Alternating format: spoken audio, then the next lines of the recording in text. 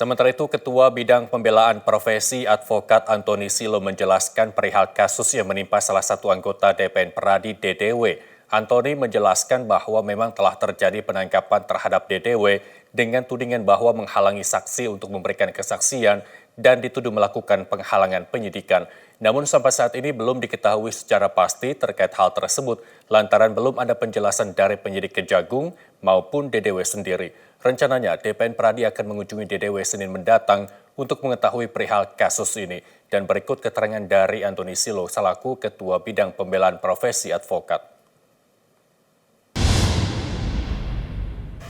Benar bahwa rekan Didit ini mendampingi 7 orang kliennya.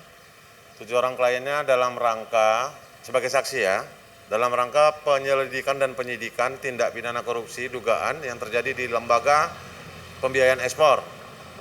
Dalam proses perjalanan kemudian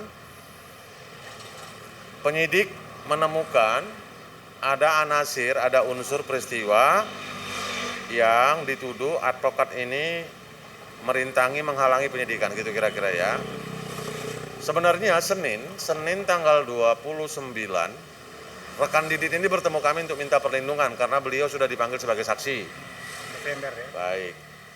Kami memang menyarankan supaya dia menyurati penyidik untuk memanggil lewat organisasinya karena advokat itu kan penegak hukum.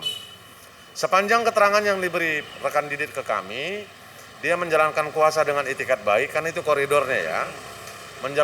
Seorang advokat yang menjalankan kuasa dengan itikat baik di dalam maupun di luar pengadilan tidak boleh dituntut pidana maupun perdata.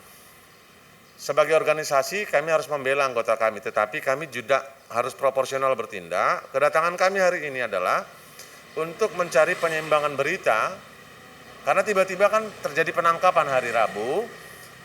Ya kita harus bertanya apa yang terjadi ini sebenarnya, kenapa sampai ada peristiwa penangkapan.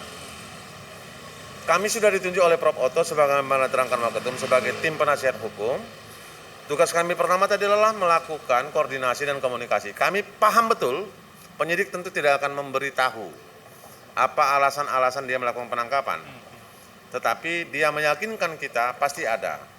Kami tahu bahwa advokat itu sejawat kami sama penegak hukum. Tapi kalau tidak ada yang di luar koridor, kami tidak akan melakukan penjemputan ini. Itu keterangan mereka. Ya kami coba tanya sih, apa sih boleh nggak kira-kira dibocorin supaya kami cukup yakin. Karena menurut hemat kami, kan penyidikannya jalan tuh nggak terhalangi. Menurut mereka jadi terhalang gitu. Tapi misteri itu nanti akan dibuka di pengadilan. Mereka berjanji akan cepat melimpahkan. Dan tentu saja sebagai penasihat hukum, karena kami belum berhasil bertemu rekan Didi hari ini, kan bisa kita apakah akan melakukan perapit atau penangguhan penahanan nanti tergantung komunikasi kita dengan keluarga dan rekan Didit.